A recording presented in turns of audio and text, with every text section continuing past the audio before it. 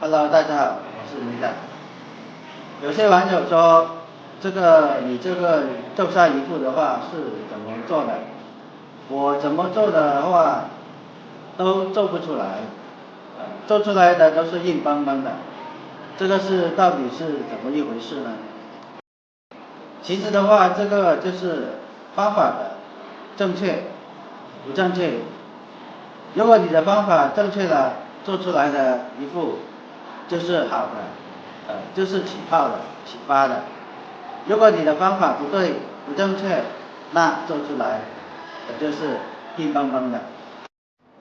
一副在两广地区部分地区比较广泛，做法的话也是大同小异，基本都是一样的。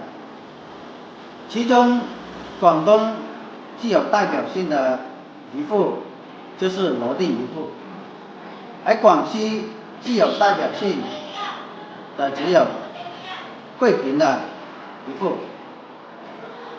其实两个地方的一副做法基本都是一样的，只不过就是口味还有这个风味不一样而已。而今天我要说的就是广西的桂平一副。我今天要介绍的这个一副就是桂平的一副，我手上拿着的就是桂平一副。其口感的话比较柔软，而且煮不会烂。其余的做法的话，请看我的具体的视频教程。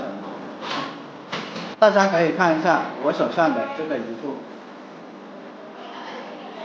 这个就是桂平一副，是本人独创的，既煮不烂，也好吃，柔软酸糯，脆感。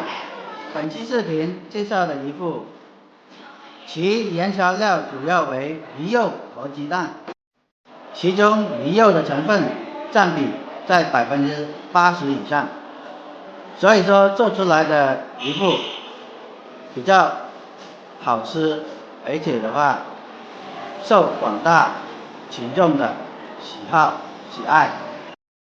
今天我就把这个一副的教程做成技术教程视频分享给大家。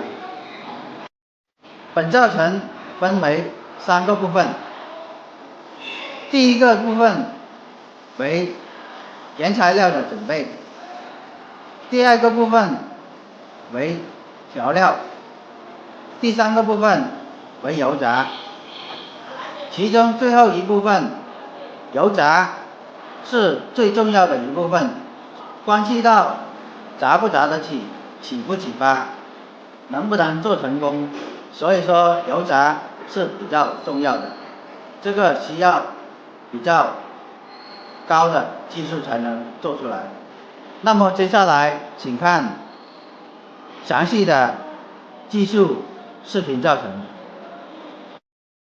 话不多说，接下来跟着我的镜头一起学习